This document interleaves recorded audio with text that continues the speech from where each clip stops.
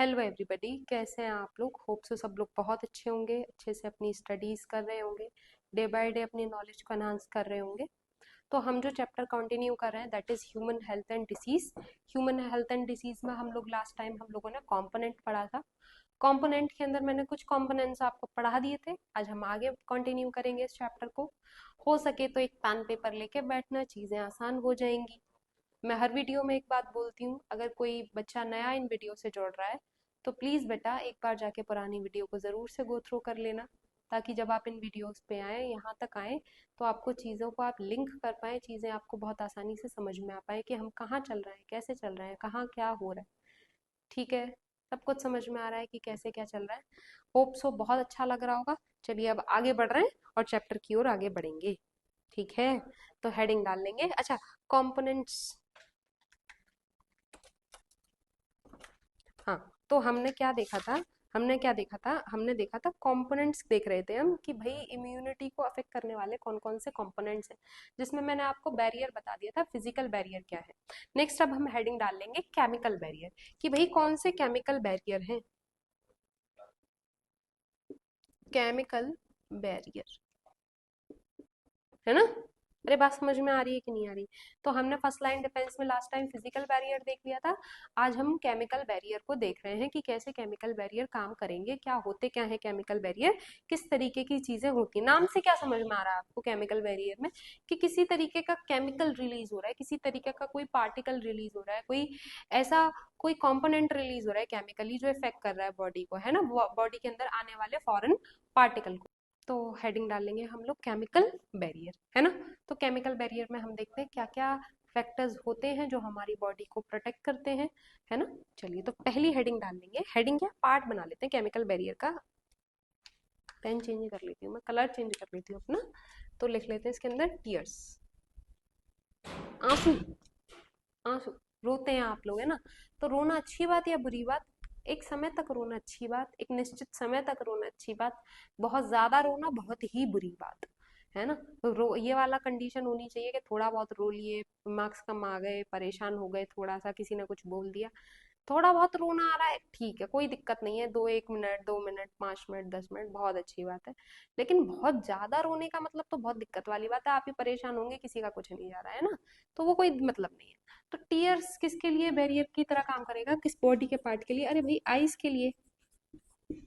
अगर अब कभी आपने देखा किस तरीके से करता है, जैसे कई बार आपने देखो आंख में मिट्टी चली जाए या कोई पार्ट चला जाए, कोई फॉरेन पार्टिकल चले जाए, आप किसी मिट्टी वाले इलाके में हो, आप क्या देखेंगे।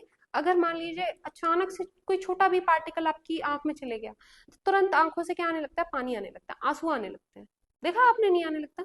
ये क्या है, एक तरीके से बॉडी खुद को प्रोटेक्शन, अपना प्रोटेक्शन खुद मेंटेन कर रही होती है, जिसके लिए वो क्या कर रही है, वो एक ऐसे कंपोनेंट्स को सिक्रीट कर रही है कि भाई अगर कोई फॉरेन पार्टिकल गलती से एंटर हो गया तो वो तुरंत की तुरंत क्या हो जाए, बाहर हो जाए। बात समझ में आ रही है, क्लियर हो पा रही है ना। नेक्स्ट देखिए जरा सा मैं क्या कह रही हूँ आप लोगों से। Next saliva. सलाइवा, सलाइवा कहाँ से रिलीज हो रहा है भाई, माउथ से। अगर मान लीजिए कोई ऐसा पार्टिकल बॉडी के अंदर चला गया because of through of mouth, कि भाई अगर मान लीजिए बॉडी में जाके नुकसान पहुंचाएगा, तो तुरंत बॉडी उसको क्या करती है, सलाइवेशन के थ्रू बाहर कर देती है। क्लियर हो पा रही है मेरी बात। तीसरा पार्ट देखिए जरा सा, HCl स्टमक में रिलीज होता है। वहीं के किल हो जाते हैं बैक्टीरिया वायरस, अगर पहुंच भी गया गलती से कोई, तो वहीं के वहीं खत्म। ठीक। नेक्स्ट जरा सा देखिए, ईयरवैक्स, स्टमक में। ईयरवैक्स कहाँ बनेगा भाई, ईयर में।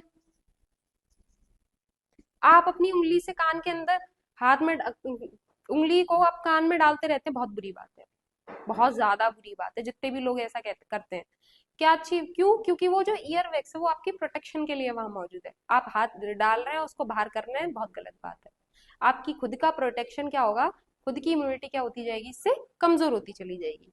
समझ में आ रहा है भाई। Next, lactic acid. कहाँ पे है ये लैक्टिक एसिड, वजाइना में।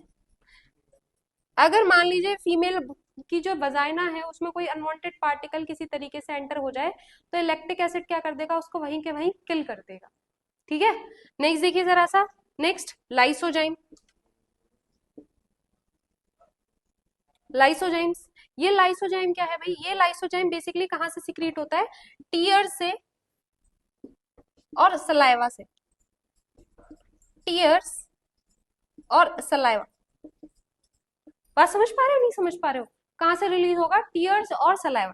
इन सब में सबसे इंपॉर्टेंट सवाल यही वाला सवाल बनता है कि भाई जो आपका ये लाइसोजाइम है इसका मोड ऑफ एक्शन क्या है ना। तो इसका मोड ऑफ एक्शन क्या है बेटा, इसका मोड ऑफ एक्शन क्या है, ये क्या करता है, बैक्टीरिया को, बैक्टीरिया की जो सेल वॉल है, क्या कह रही हूं मैं आपसे, बैक्टीरिया की जो सेल वॉल है उस सेल वॉल को तोड़ देता है, डिफ्यूज कर देता है, ब्रेक कर देता है। ये सवाल है एनसीईआरटी का जिसको ध्यान रखना है। उसको क्या कर देता है, ये ब्रेक कर देता है, तोड़ देता है, और तोड़ने के बाद सबसे पहले ये बॉडी के अंदर एंटर करेगा। समझ में आ रही है ना, सवाल पूछा जाता है कि लाइसोजाइम का मोड ऑफ एक्शन किस तरीके का है, तो किस तरीके का है भाई, किस तरीके से अगर कोई बैक्टीरिया इसके अंदर एंटर कर रहा है तो क्या कर रहा है, इसकी सेल वॉल को तोड़ के काम करेगा।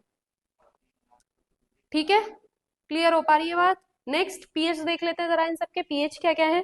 तो जो टीयर्स है, टीयर्स है, इनका पीएच क्या है भाई, 6 से 6.8 से 6.8 से 7.4। बात समझ पा रहे हैं, क्लियर हो पा रही है, 6.8 से लेके 7.4 तक का क्या है, पीएच है, किसका है, टीयर्स का पीएच 6.8 से लेके 7.4 तक। नेक्स्ट सलाइवा का पीएच क्या है, 6.8। ठीक है, HCl भाई बड़ा ही खतरनाक हमारे स्टमक में बन रहा है, अगर स्टमक में कोई बैक्टीरिया पहुंच गया तो वहीं के वहीं उसको किल करने का काम किसका है, HCl का। तो 1.3 से कह सकते हैं कि इसका पीएच कुछ 1.3 के अराउंड है। क्लियर हो पा रही है मेरी बात, समझ में आ रही है नहीं आ रही है। नेक्स्ट देखिए जरा सा, ईयरवैक्स 6 से लेके 6.4 तक का पीएच इनका होता है। नेक्स्ट देखिए लैक्टिक एसिड का पीएच क्या है, अराउंड 3 से 3.4। क्लियर हो पा रही है मेरी बात। ये सारे पीएच की जितनी रेंज है इन सब सारी रेंज को याद रखना बहुत इंपॉर्टेंट है, कहीं भी किसी भी तरीके का कोई भी सवाल बन सकता है। एक बार फाइनल टच देंगे इसको और फिर आगे बढ़ेंगे। ढक्कन लगा लूं पहले मैं, है ना, देखना जरा सा। तो हम क्या पढ़ रहे थे, केमिकल बैरियर पढ़ रहे हैं हम लोग। केमिकल बैरियर में हमने क्या देखा, कौन कौन से बैरियर्स हो सकते हैं, टीयर्स और सलाइवा। सबसे पहले तो टीयर्स कहाँ से आ रहे हैं, आइस। सलाइवा कहाँ से आ रहा है, माउथ से। और दोनों के ही अंदर दोनों ही के पास एक स्पेसिफिक एंजाइम होता है जिसका नाम क्या है बेटा, लाइसोजाइम। लाइसोजाइम किस तरीके की प्रॉपर्टी रखता है, अगर कोई बैक्टीरिया इसके अंदर आ रहा है, किस तरीके से काम कर रहा है, तो ये बैक्टीरिया का सबसे पहले क्या करेगा, जो सेल वॉल है उसको ब्रेक कर देगा अगर इस तरीके की कोई कंडीशन जनरेट होगी तो। नेक्स्ट देखिए जरा सा, HCl कहाँ प्रोड्यूस हो रहा है, स्टमक में प्रोड्यूस हो रहा है, और पीएच क्या है, 1.3 के अराउंड है। नेक्स्ट ईयरवैक्स, ईयर से प्रोड्यूस हो रहा है, पीएच क्या है, 6 से 6.4 के अराउंड है। लैक्टिक एसिड वजाइना यानी फीमेल रिप्रोडक्टिव ट्रैक्ट से रिलीज हो रहा है, और पीएच को 3 से 3.4 के अराउंड।